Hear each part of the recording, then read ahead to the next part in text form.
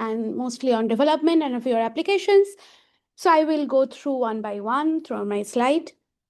So first, I want to acknowledge to my former supervisor under whom I worked on this, Professor Nishanten Nair in Indian Institute of Technology, Kanpur, India.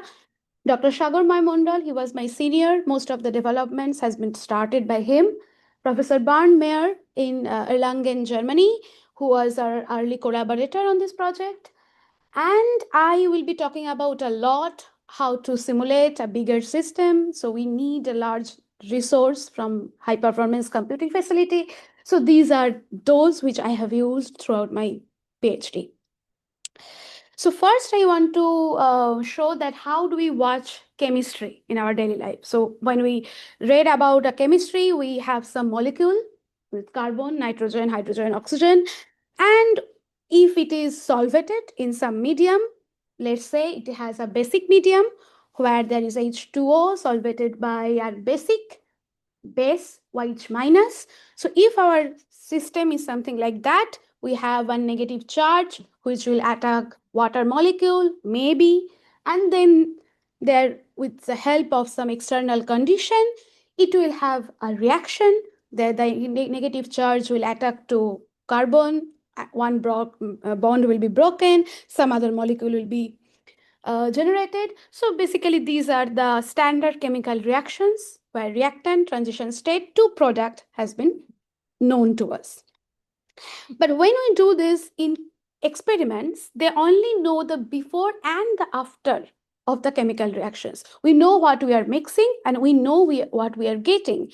But if we want to have this kind of diagram where we have to know the structure of the transition state, and if it is really going to that path where reactant was initially stable one, but then it goes to transition state and a perfect actual path to this product, because in a chemical reactions there can be much more number of bonds available which can be broken in same condition, and if we just modify the condition there will be different breaking bond phenomena. So the transition state might be different, and if we want to see that in visual, then there can be these water molecules surroundings, these red and white balls. There will be the molecule I just have shown in the structure, and there will be the bond breaking and making phenomena all the way around in this atomic motion. So this is what we do in computational chemistry. We want to visualize how it is actually happening so that we can get the exact transition state along that particular reaction path. So to do so, we need to model the atomic motion.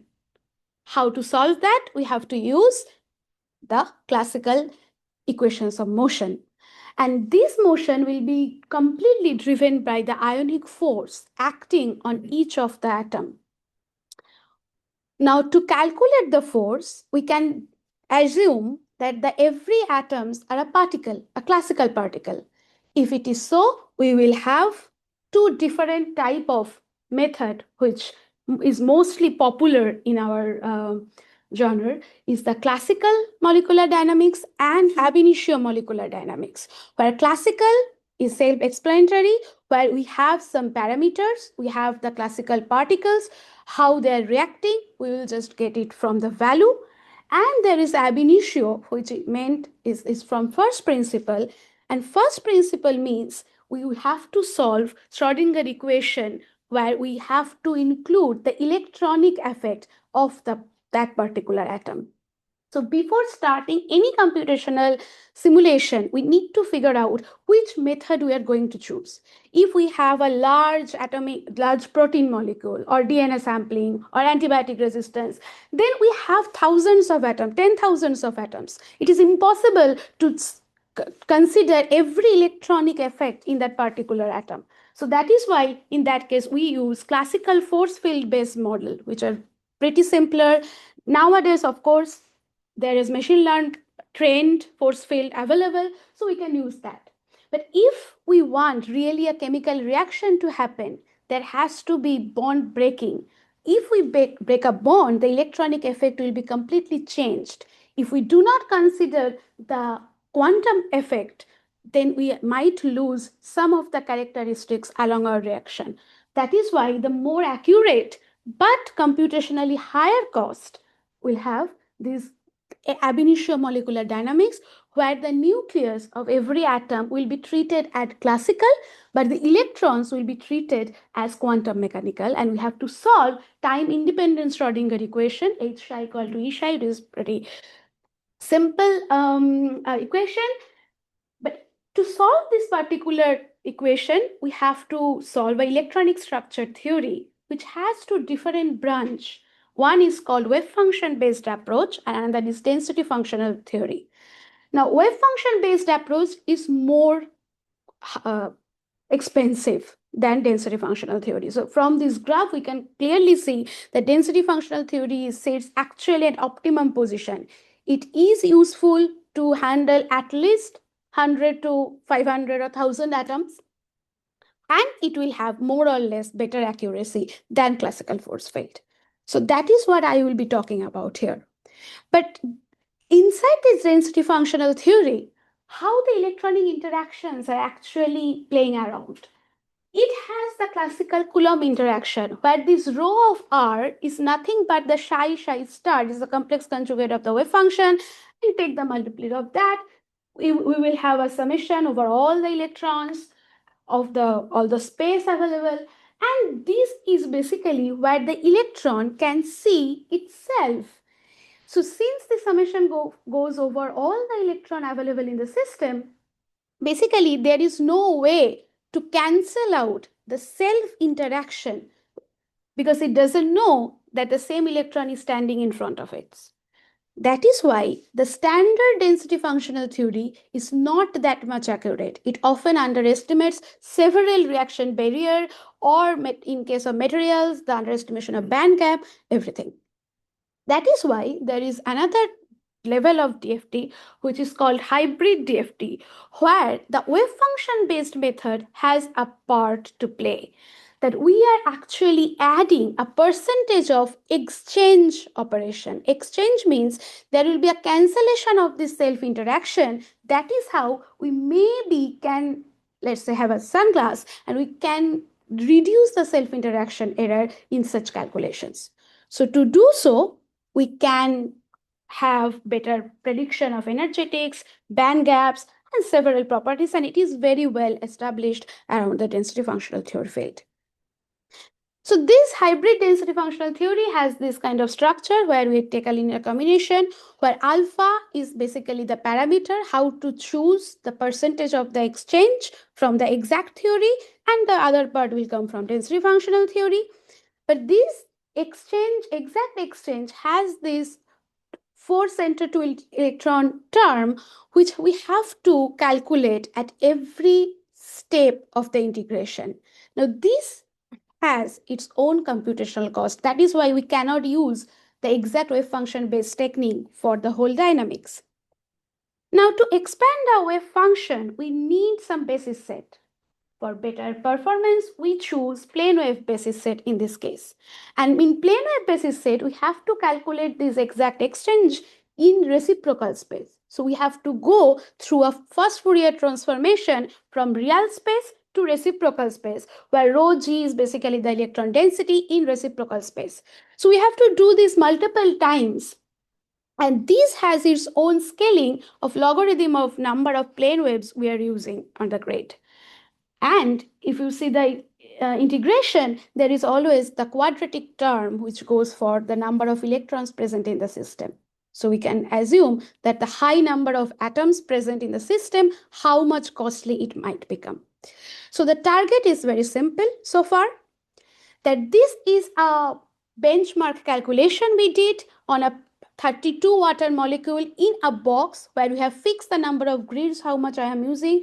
I have fixed the number of plane waves I am using, and then I have compared how the hybrid DFT performs over the standard DFT level calculations. And you can see per MD step, it takes almost 2 orders of magnitude more computational time than DFT. So we can assume to have an approximate statistical correct results from these dynamics, at least we have to take few femtoseconds, 10 to 20 picoseconds of trajectory to have enough sampling over that. And that is nearly impossible when we have more than 100 atoms, because still till now I am talking about only water molecule, which has just oxygen and hydrogen. We do not consider the high electronic system. So the target is basically to speed it up. I'll be going back to this particular limitation all the time. So the first step towards this, which we have used, is multiple time step technique. So this plot is basically showing where the force is varying over the simulation time, and it has, let's say, some arbitrary motion. And how do we choose the time step of that integration, that the smallest motion will affect how much the time step we are considering. So the small delta t is basically the general time step we take, around 0.5 femtoseconds. But there can be some different motion. Let's say the red line. So the red line moves very slowly compared to the blue one. So that means we can use larger time step to integrate that particular motion, where for other case, we will use the smaller time step. So we are basically artificially dividing the force into fast and slow. And if we run the dynamics like this, at every red dot, we will be calculating the slow motion. I don't know how it will be selected, if it is expensive or not. That's the target. And at the all the way around, we will be calculating the faster motion. So that all that speed up will be determined by the number of the time step factor in MTS. We'll call it multiple time step technique. If we choose to use the slow motion, which is the computationally expensive one, then we might reduce the computational cost all through the dynamics. Now, to do so, how to choose the slow motion? We have chosen one exchange operator, which actually constructed from the exact exchange operator which I have discussed before. And this is nothing but a low rank matrix, where the matrix multiplication will be much simpler. It will have almost the same cost as GGA, but this projector operator will be constructed from the exact exchange. So it will have all the correct characteristics. It comes from the exact exchange, but while applying to the orbitals wave function, it will not have much cost. So when we do that, we will have the force calculating from this ACE operator in terms of adaptively compressed exchange operator, and we will have the exact force. So we will have a deviation from the exact force. So we are choosing that delta F might be the slow force. And if you see the diagram, the red line is basically the delta F, and it is very small in value and very slowly varying compared to the fast motion. So it is basically we can artificially divide the force. And when we did that, we have got the computational speed up almost 7 to 8 times in this case. What is that? 15? 15 is nothing but the time step factor we have chosen. So far, I have not talked about how to choose the time step factor. So that is a parameter. I will be coming back in a few slides. But for right now, this methods has been developed by my senior, as I mentioned, Dr. Sagar Mondal, and up to this point, they have reached, but they could not go far from the 15 value of the time step factor. Now, next, when I came in my PhD, I started working on this parallelization technique. So we have talked about the high performance computing. So we have to solve a differential equation, and we have to align the grid, number of grids we are talking about, and how to optimize the performance. So normally it happens that how many processors we are using, that should be equal to the number of grid points we are using along the x-axis of a cubic box, of the three-dimensional box. If it is equal, then we might have the optimum performance. As you can see here, the benchmark system we have considered at 32 water molecule, where the number of grid points along x direction was 120. If we use 120 number of processors, the computational performance is optimum, because how the wave function is distributed over here, every grid has one pair of orbital. So it calculates the exact exchange around that, And when we increase the number of processors, the computational overhead is increasing. So the performance is not optimum. But unfortunately, our system size might get bigger, but the box, the number of grid points along one direction will not go over 1,000. But we have more than 1,000 number of processors available in modern day supercomputer. So that is why we have chosen a different facility called task group based parallelization, where this picture resembles to the previous one. But if you notice, we have changed something n core, small n core. So we are basically copying the same wave function and along number of processors, which is equal to the number of grids along X, and we are taking multiple copy of the same. So now the total number of processors we are using is actually large multiplied by the number of CPG or CP group we are talking about with number of grids along the x-axis. Now we are choosing a subgroup of orbitals which will be required to calculate the exact exchange, and then we will have the summation over all the processors to get the final results. So it is an MPI based parallelization technique which has been implemented in CPMD software which we have developed around here. So when we did this with the same technique, MTACE 15 and CP group, we have almost achieved 2 orders of magnitude speed up. And if you see the GGA level, it's almost the same. So GGA means the standard generalized gradient approximation, which is the standard density functional theory technique. But as the question might arise that why are not we using the number of that much of processors to deal with the standard DFT? But if we do that, of course we did it, the time will reach to a convergence and there won't be much to speed it up. So the time is almost equal of the hybrid DFT to the standard DFT. But again, the disadvantage is we need several high performance resources to do that. So there is always a way to improvements where we come from the how are we choosing the time step factor in multiple time step technique. So when we have increased the multiple time step factor over 50, we have noticed that the total energy which needs to be conserved along the molecular dynamic simulation is suddenly drifted apart a lot. Also, in the dynamics, the forces along the path is deviated from the original one.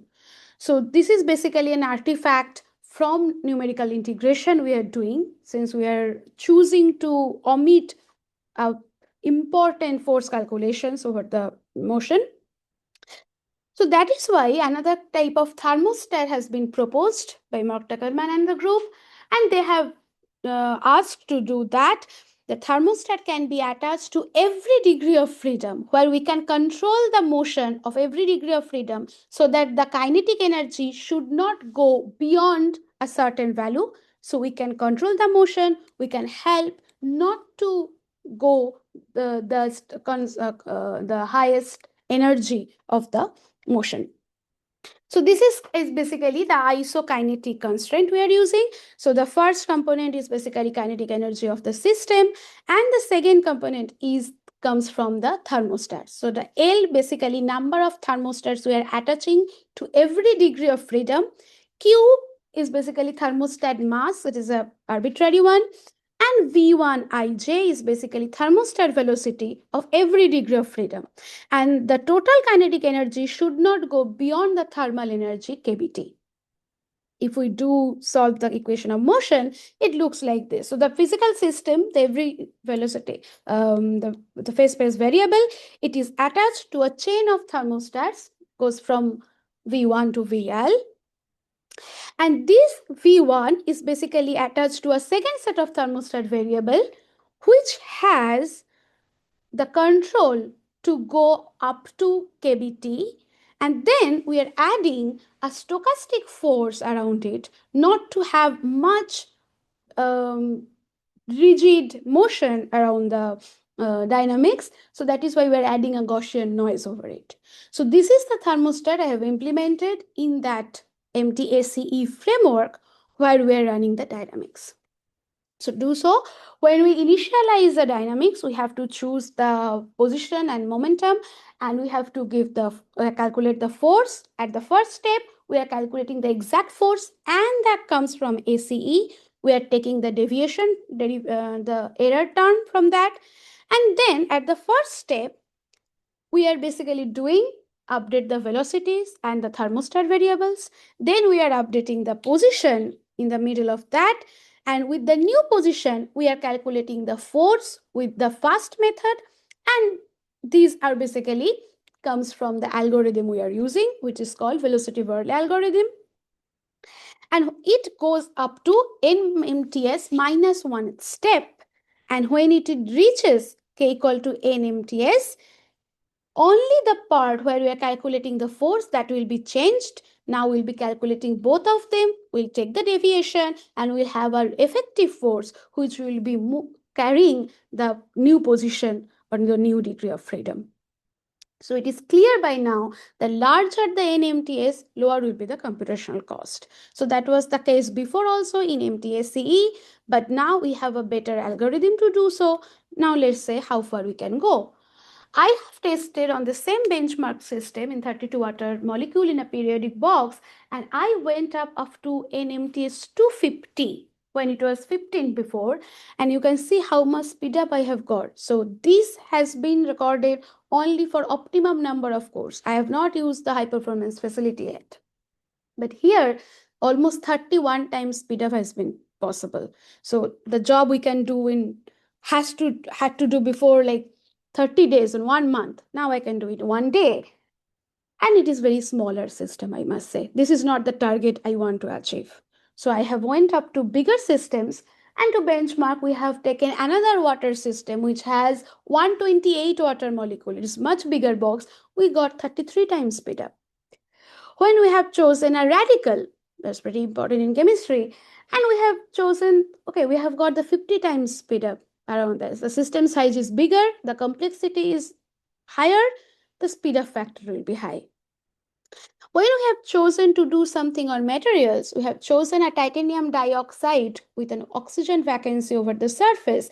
And this is a surface calculation. This is really an expensive calculation. If you see the number of the computational time per step, it's near zero. Actually, the blue one is from the standard hybrid calculations. But with RF-MTACE, which basically went up to 40 times speed up. So still the number is very low, but now it is doable. So with that, I have now reapply the technique to calculate the energy barrier, the reaction I have shown before, the formamide hydrolysis in basic medium, and the experiment shows that the energy barrier is 21 kcal per mole, where the standard density functional theory gives an underestimation of reaction barrier, but my technique can have it much higher and it is much closer to the experimental one. So basically, this new technique I have developed, this does not affect the accuracy of the actual calculation, but it sped it up extremely well. I should mention that the simulation time for this whole calculations is more than 1 nanosecond, and in literature, it is not possible. It was not possible before this method. Now I am moving to a much complex problem. So this is the last work I have performed in my PhD. It is excess electron in water. So this is a very interesting, vastly studied system in theoretical and experimental biology, chemistry, physics, everywhere. So in 1962, when Hart and Boag, they come up with this idea that a single electron can be stable in bulk water. Now, how? They have said that it is solvated with the water molecule around.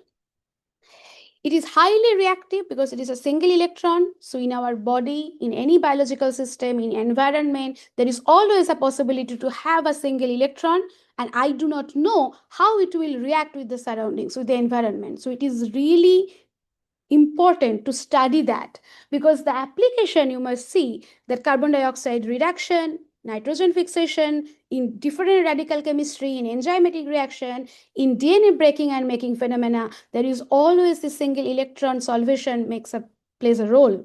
That is why there are so many theoretical technique has been developed, which is path integral molecular dynamics, ab initio molecular dynamics. Of course, machine learning based techniques has been developed till today to solve this kind of problem. But from several studies, it has been confirmed that hybrid density functional theory is one of the workhorse for this particular topic. So since I have already a good method, I want to test it on this complex model.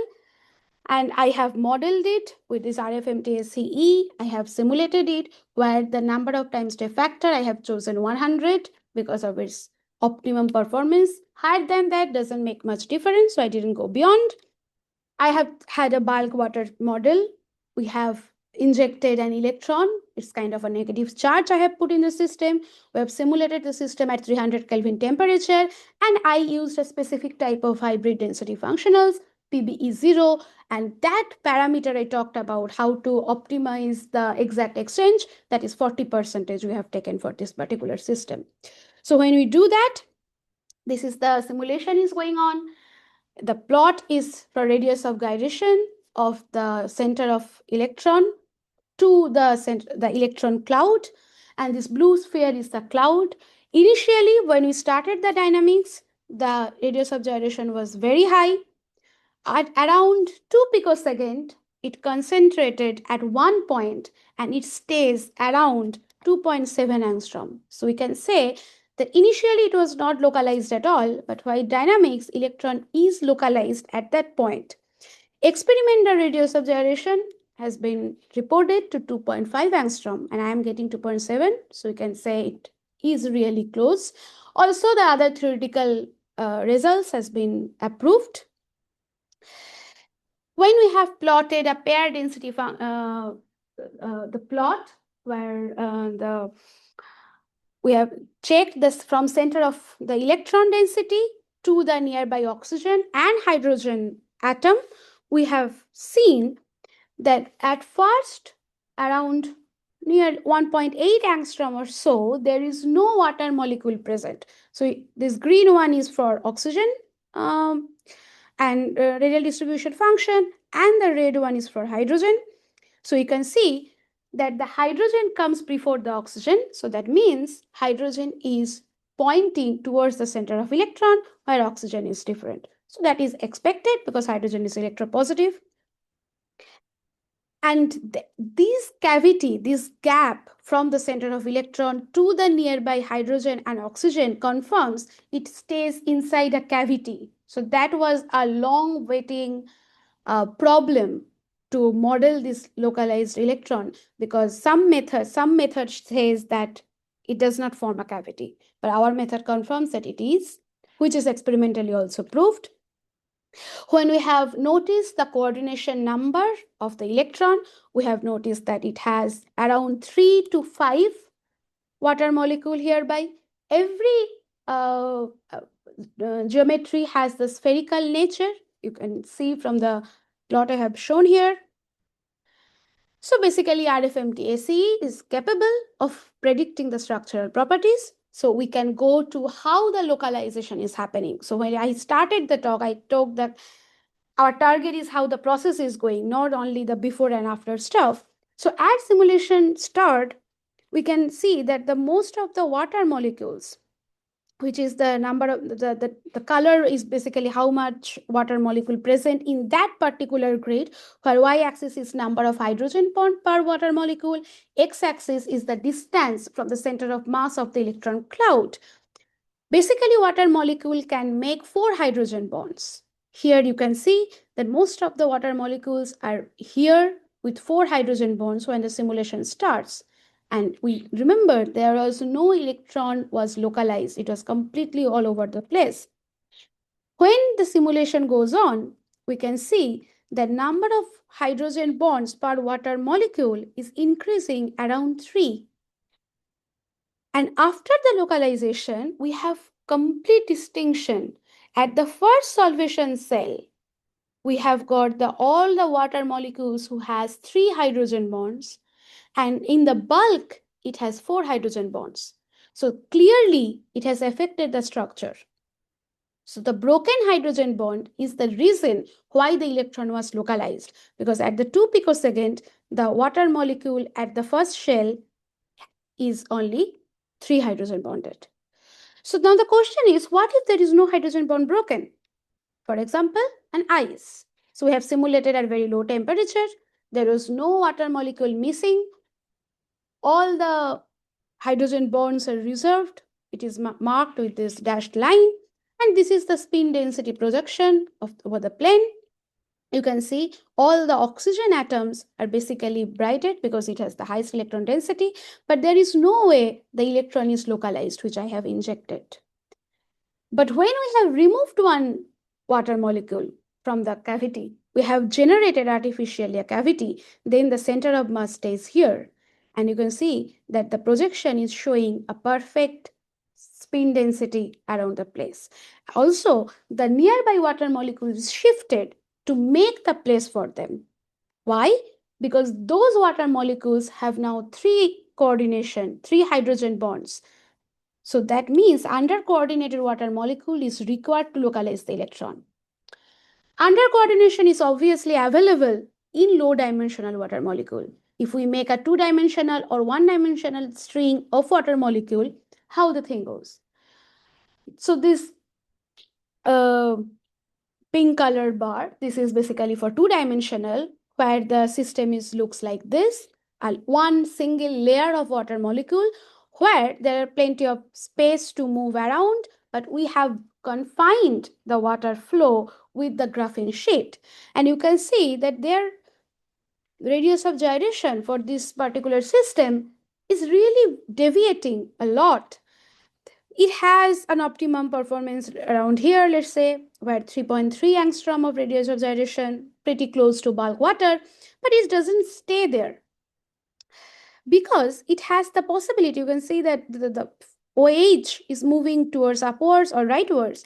And when we have a string of water molecule, we can see the electrons stays around wherever it can find that under-coordinated water molecule. So basically, it is not our target to just have a localized electron at a point. We need a stable localization. So how to do that? So for stable, the most stable localization we found in bulk water, where there is 20% 3 hydrogen bonded molecule were there. When we move on the defect in ice, it was pretty stable. It has 10% nearly of 3 hydrogen bonded because we have artificially created that. Now we have a 2-dimensional where there are so many water molecules which does not have 4 hydrogen bonded structure. So it has slightly stable but with large distribution. So because it has 2 hydrogen bonded and 4 hydrogen bonded water molecule also present in the system, when we do not have anything, any broken hydrogen bond, it is extremely unstable, and so is kind of 1D chain, because when we have generated a string of water molecule, every water molecule is hydrogen bonded the neighbor one, and it can never make a different orientation. So how the water molecules is reorganized around the electron? So we have noticed the angular distribution of the center of mass to the oxygen atoms. We have noticed that the angle of this hydrogen, oxygen, and electron is 30 degrees. And the dipolar interaction, you have seen that while we are going away from distance from the center of mass, the first shell has cos theta value around 0.5 to 0.7. So it is basically 30 to 60 degrees. So it is a positive dipole we are acting here. So positive dipole is moving towards the center of mass. And it has to have in a circular way so that electron can stay in a positive pocket over there. And from the second shell around, the dipole values move all over the place. So it restores the bulk character. Similarly, in case of 2-dimensional case, which is the system here, and we are considering the theta along the x direction. So you can see the free OH I'm plotting the theta of OH direction and theta of dipole. So now we can see that the free OH stays here. So there is a highest possibility where the cos theta value was -1 and +1, and which is distinctive that it goes upwards or rightwards where electron can stay, while the dipole moment and that positive dipoles stays mostly along the layer. So that is why the electron is all over the layer in the positive pocket. When we did the string of water molecule, we have noticed the free OH is always radially outward. Also, the dipole is radially outward. So that means that we have the electron density at every single water molecule. So now to summarize this, that we need under-coordinated water molecules. There should have a balance between the orientation of OH vector and the dipole vector. And it has to have this kind of spherical arrangement where the positive pole can goes like this so that the electron can stably localized in this place. This code has been published in OpenCPMD in GitHub. There can have a large possibility of catalytic reaction, material study, solid state, redox reaction, also in biomolecular system. There is always a way to improvement. With the data I have received, we can train a machine learning potential. We can study spectral observation from experiment. We can compare from that. And also all of the calculations